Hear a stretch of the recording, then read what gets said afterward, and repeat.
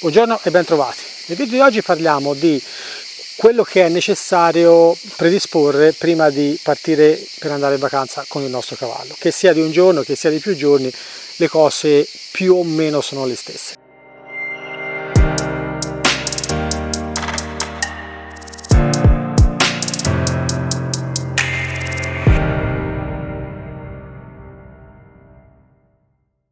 Prima di tutto, se avete un carrello, dovete controllare che il carrello sia in ordine, ovviamente che sia a posto per poter viaggiare, che abbia la revisione e quant'altro. Vi ricordo che la revisione nei carrelli va fatta come le macchine, quindi la prima volta che lo comprate 4 anni e poi dopo ogni 2 anni.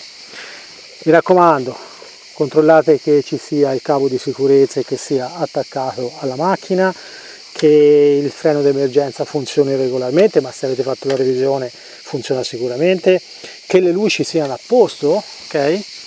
E mi raccomando, un'altra cosa che a volte noi non ci pensiamo sono le ruote. Le ruote, siccome i carrelli, ora i van magari, insomma, si presume che se uno ha un van fa un po' più di chilometri, però nel caso dei carrelli magari uno l'adopera poco e ci fa pochi chilometri l'anno e quindi pensa che le gomme possano durare a lungo, ma sappiate che le gomme si deteriorano anche semplicemente stando all'aria aperta e i gommisti consigliano sempre di sostituirle quando hanno raggiunto un'età di 5 anni.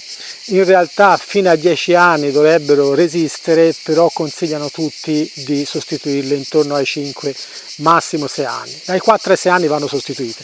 Quello che dovete fare è guardare se ci sono, ad esempio, delle screpolature o delle tracce che vi fanno capire che c'è in corso una sorta di deterioramento della plastica, della gomma.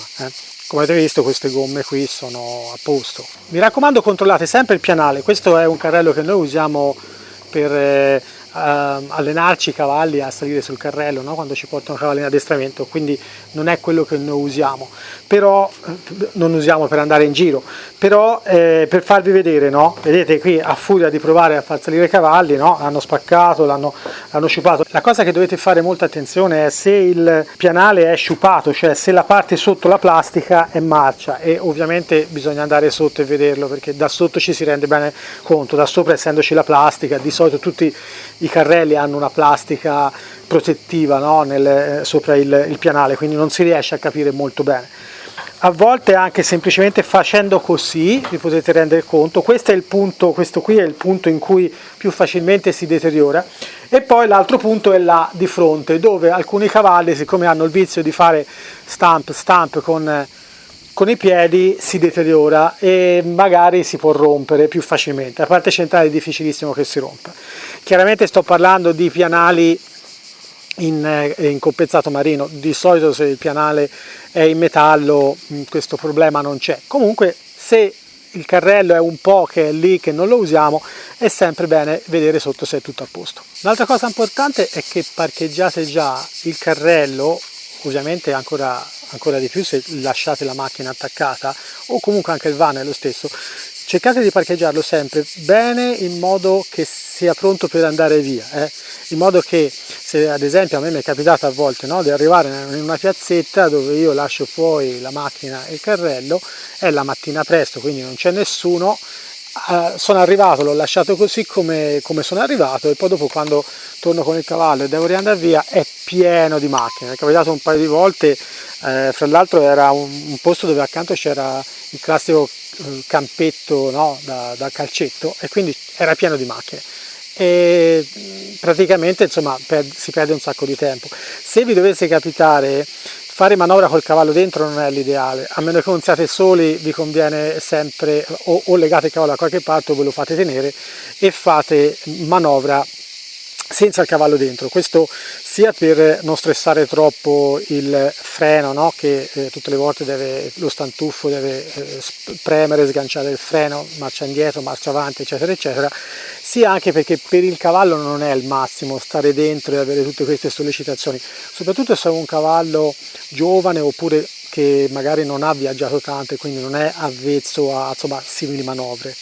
Quindi ricordatevi, quando arrivate, guardate un attimo com'è la situazione e cercate di predisporre tutto per poter andare via velocemente. Un'altra cosa importante è lasciate spazio dietro a sufficienza per poter arrivare e caricare il cavallo senza grossi problemi, magari senza neanche spostare la macchina. Quindi se avete la possibilità di parcheggiare lontano dal bordo in modo da poter girarci intorno e che dietro rimanga abbastanza spazio da poter tirare giù la sponda e poterlo caricare, è ancora meglio.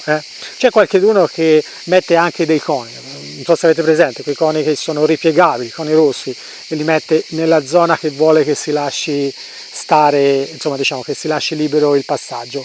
Io non lo faccio perché secondo me quei coni lì è facile non ritrovarci quando si torna dalla passeggiata. Comunque uno lo può anche fare. Passiamo alle attrezzature che c'è da portarsi dietro, o meglio le attrezzature diciamo di contorno a quelle di base che ci servono per montare.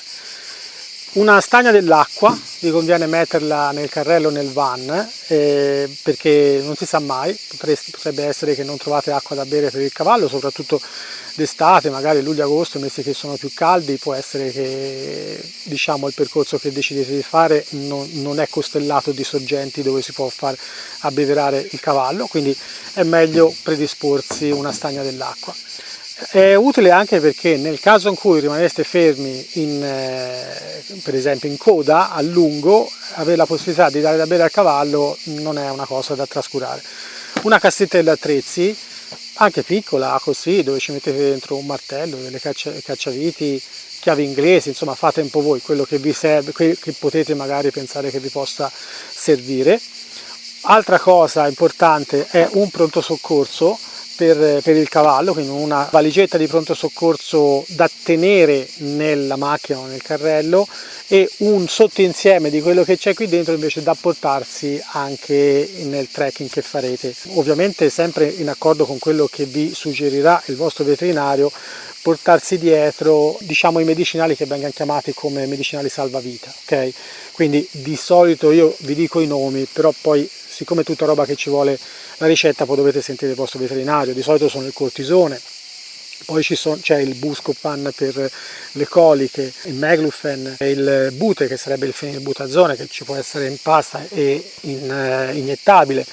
Chiaramente bisogna saper fare anche le punture, perché se non si sa fare le punture diventa un po' un problema poi somministrare certi farmaci, però vi assicuro che in alcuni casi, a me e alla Simona c'è successo, e meno male che ce le siamo portati dietro.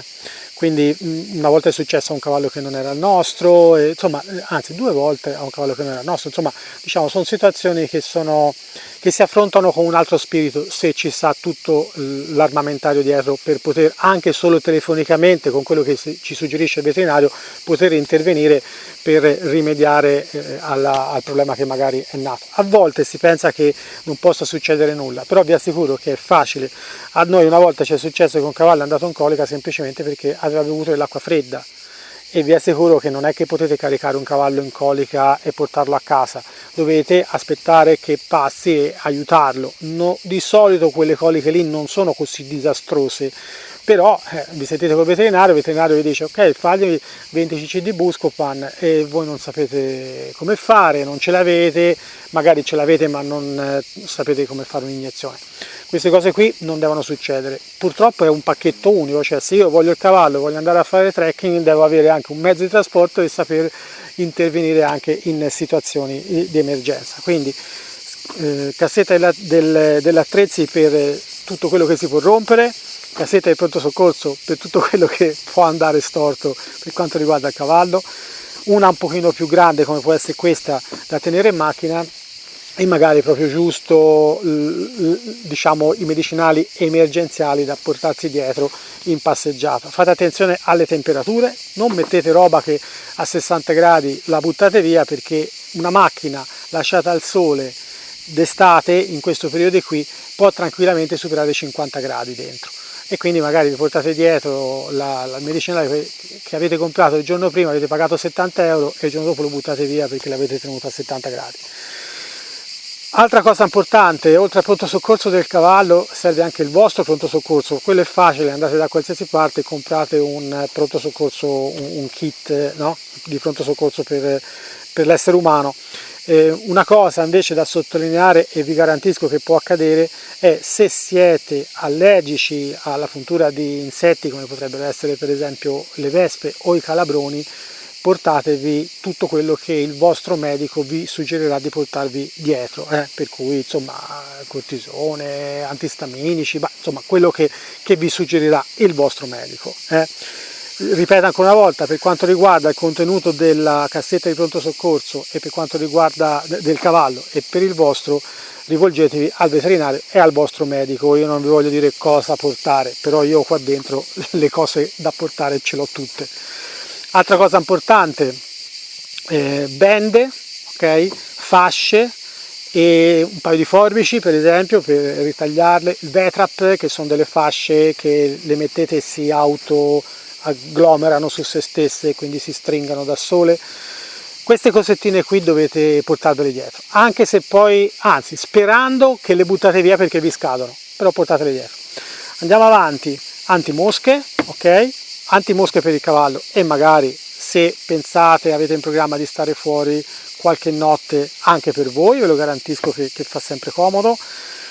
Portatevi dietro, se avete il cavallo sferrato, portatevi dietro le scarpette, perché potreste trovare dei terreni difficili che è meglio affrontare con un paio di scarpette, soprattutto sui piedi davanti, che sono quelli più soggetti, perché sono quelli dove il cavallo carica più peso.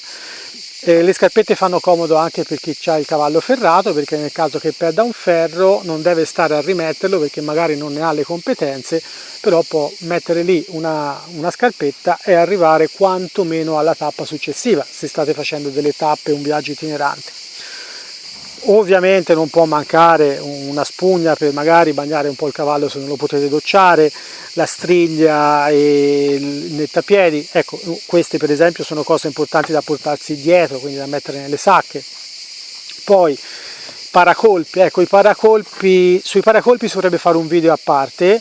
Vi dico solo che brevemente i paracolpi magari servono durante il viaggio, ok?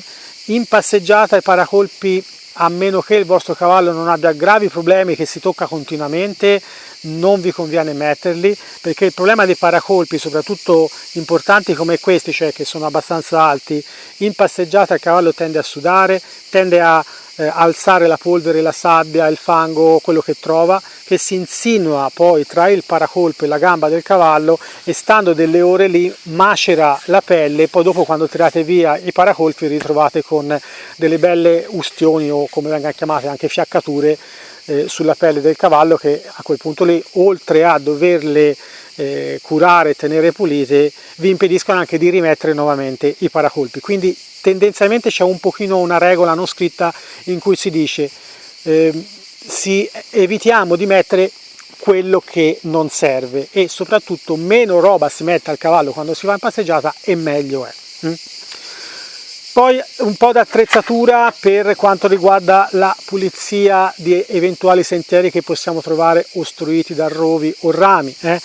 Non guardate, queste qui sono grosse, sono ingombranti, danno fastidio trovargli anche solo un posto dove metterle, però io a volte me le porto dietro, perché se magari vado a fare un trek in un posto dove un paio d'anni che non ci vado e so che in alcuni punti era già difficile, se non c'è passato nessuno è facile che quel particolare sentiero sia impenetrabile o comunque sia difficile da fare a cavallo, e allora in quel caso lì conviene portarsi anche roba grossa così. Altrimenti un segaccio per tagliare eventuali rami che possono ostruire il passaggio e un paio di cesoie per togliere i rovi può essere d'aiuto. Magari un paio di cesoie, se siete un gruppettino, portatele tutti, così il primo taglia il grosso e quelli dietro tagliano le rimanenze. Mi sembra che più o meno si è detto tutto di questo. Adesso affrontiamo l'altra parte di attrezzatura da portare. Adesso parliamo dell'attrezzatura da portare per vestire il nostro cavallo. Allora, il mio consiglio è: usate quello che usate a casa per uscire con il vostro cavallo, quindi la vostra sella abituale, i vostri finimenti abituali, il cap, cappello, quello che normalmente utilizzate. Un paio di cose, la prima in più diciamo a questo, la prima è: portatevi le sacche. Esistono anche sacche molto più grandi di queste, che hanno anche la parte sopra dove potete inserire roba, perché sono importanti. Apro una parentesi, per quanto riguarda le sacche, se il vostro cavallo non è abituato a portare le sacche, provatelo prima a casa, mettete la sella, mettete le sacche, ci mettete dentro quello che vi pare, roba che ciotola, che abbia un po' di peso, lo fate muovere al passo, al trotto e al galoppo da terra, magari gli fate fare anche un piccolo saltino, in modo che se le sacche sbattono e lui si impaurisce, voi possiate renderlo confidenti con quella situazione lì, senza ritrovarvi la prima volta che accade mentre siete in passeggiata, magari vicino a un dirupo o in qualche situazione particolarmente difficile. Quindi le sacche sono fondamentali, esistono sacche che si mettono dietro come queste, esistono anche sacche che si mettono davanti. Mi raccomando, usate quelle dietro, quelle davanti più che l'acqua non ci mettete, o che ne so, il portafoglio, perché davanti meno peso ci mettete e meglio è, ok? Perché andate a bloccare le spalle e via, insomma, cose che magari mi avete già sentito dire in tanti altri video. Se dovete stare via per più di 2 giorni, cioè per più di un giorno, quindi da 2 giorni in poi, portatevi 2 sottopancia e 2 sottosella. Chiaramente se fate un giro, si dice a stella, cioè dove la sera tornate al punto di partenza, la roba tipo il sottopancia in più e il sottosella in più lo potete lasciare anche in macchina, non è che ve lo dovete portare dietro. Se invece fate un viaggio itinerante, probabilmente avrete una macchina d'appoggio oppure un cavallo da soma, quello dipende un attimo come è organizzato il giro, e in quel caso lì allora lo caricate sopra e ve lo portate dietro, insieme poi anche alle altre attrezzature di cui si è parlato prima, quelle almeno necessarie per il viaggio. Perché 2 sottopancia e 2 sottosella? Se usate 2 sottopancia, mi raccomando, non li prendete uguali, prendeteli di lunghezza diversa, basta che siano 2 pollici, un pollice più lungo dell'altro. Questo perché non andrete a gravare continuamente per tutto il tempo, per 2 giorni, 3 giorni, quello che dura il trekking, nella solita parte del fianco del cavallo, no? Perché il sottopancia arriva qui, l'altro sottopancia al giorno dopo glielo metto che va più sopra, e poi di nuovo il terzo giorno gli rimetto quello del primo giorno che si aggancia più sotto, e quindi evito più facilmente che il cavallo abbia del gonfiore o addirittura che si fiacchi nel punto dove la sella viene fermata al sottopancia. Questo è diciamo per un motivo simile, nel senso, se il cavallo suda molto e uno di questi qui diventa troppo rigido, no? Troppo secco a causa del sudore, oppure prendete delle acquate eccetera eccetera, avete l'altro, mettete l'altro e almeno siete più tranquilli, cioè avete sempre una via d'uscita. Una cosa importantissima è: non usate roba nuova, ok? Sotto pancia e sottosella usati, quelli che usate normalmente a casa, sono da preferire rispetto a quelli nuovi. Qualcheduno mi è capitato, no?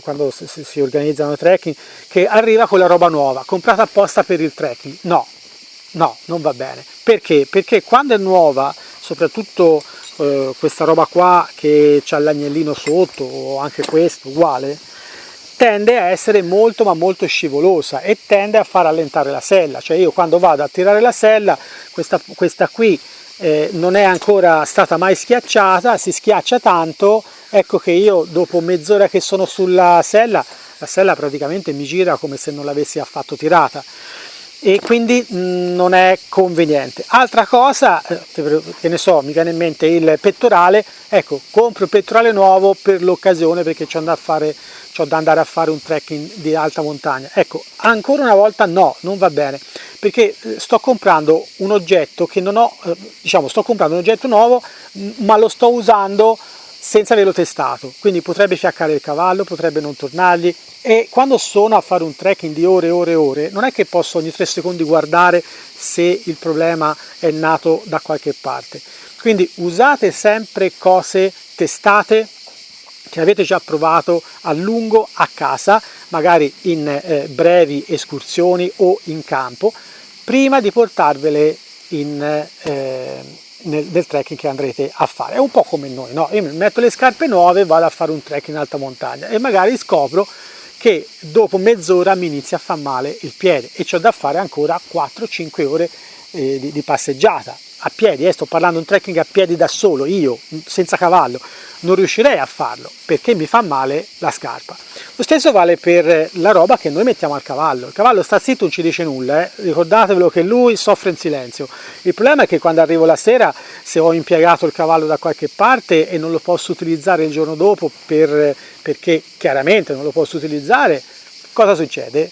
Magari c'ho da fare un trekking di 3 o 4 giorni e il secondo giorno scopro che non posso montare il cavallo e non è piacevole, ve l'assicuro che non è piacevole. Se avete fatto un trekking, una passeggiata di mezza giornata o di una giornata, quando ritornate di nuovo al carrello non caricate subito il cavallo perché potrebbe essere un po' agitato, un po' ancora con un po' d'adrenalina a bordo, no? Come si suol dire quando a volte torniamo verso casa o comunque verso dove abbiamo parcheggiato il carrello, i cavalli lo sentano, magari erano un gruppo, eccetera. Quindi non arrivate e caricate subito il cavallo.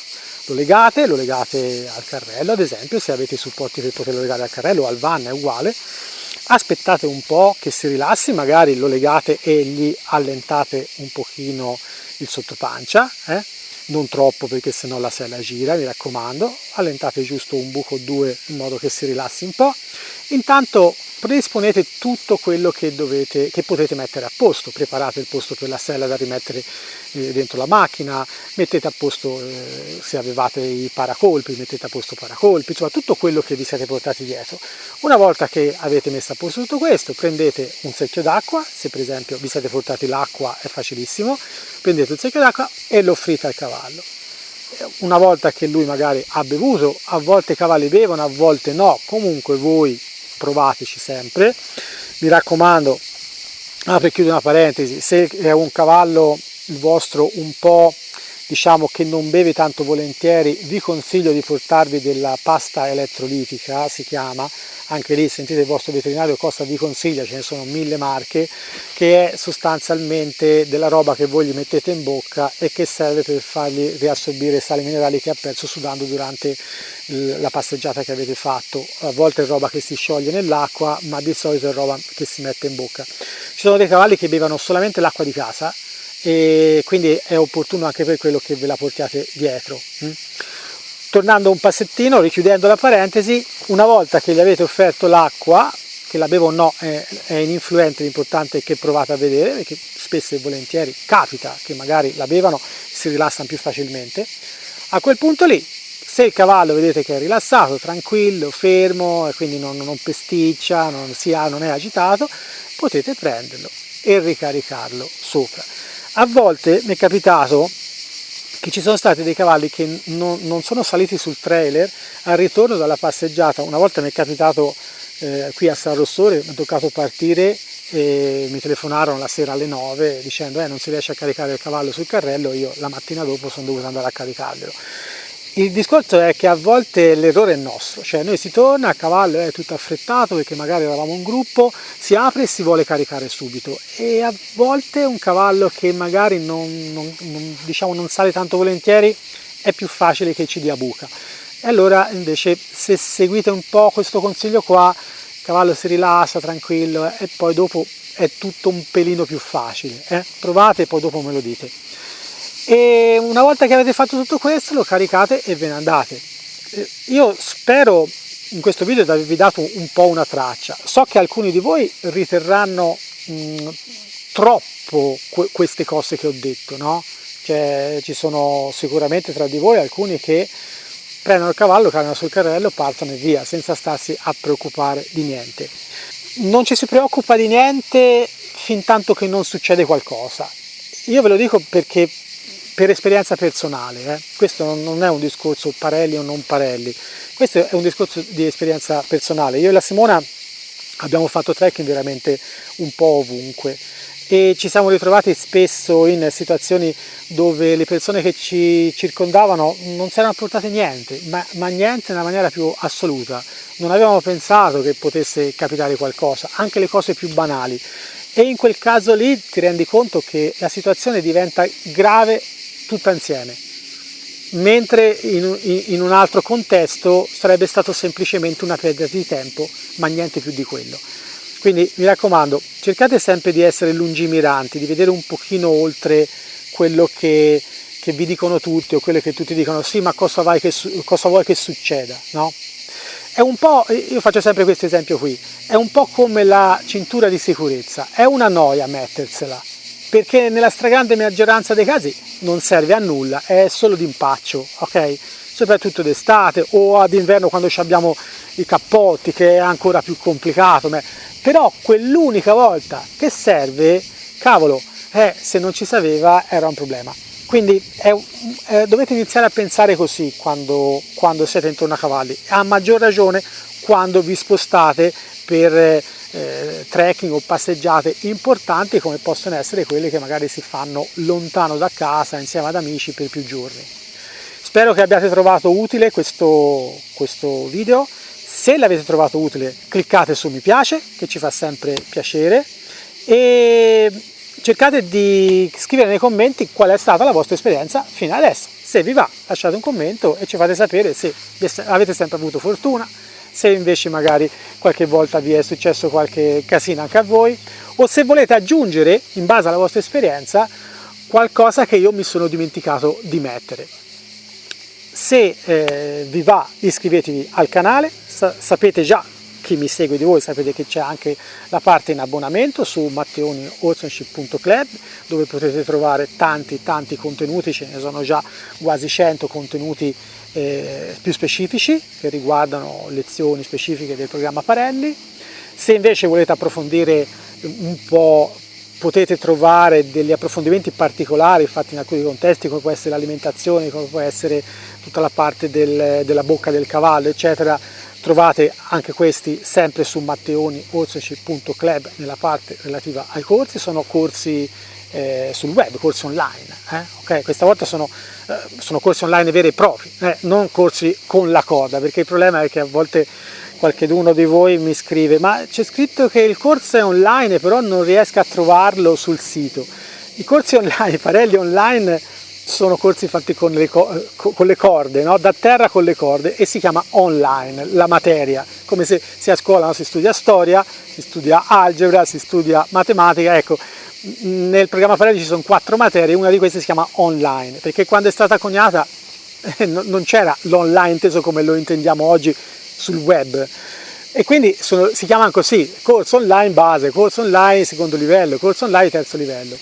Mentre questi corsi che vi ho detto io, che in questo momento c'è sull'alimentazione e su tutta la parte della bocca del cavallo e come questa influisce sulla postura e sull'allenamento e anche sull'essere montato del cavallo, sono corsi sul web, ok? Per cui potete acquistarli e guardarveli comodamente da casa. Se invece vi interessano i corsi in presenza, andate su matteonihorsemanship.com, non .club.com, e lì c'è il calendario di tutti i corsi che io faccio praticamente ogni fine settimana dell'anno in giro per tutta Italia. Prossima settimana questo fine settimana qui sono a San Marino, prossima settimana dovrei essere a Sciacca, e poi insomma trovate tutte le date voi. Spero di avervi portato qualche cosa di interessante e noi ci vediamo nel prossimo video. Wish I could say I was finally over you, but that's not the truth. Everyone always keep falling in love again. The fuck's wrong with them? I don't understand. Maybe it will pass by, someone save me. For I pass out, I'm too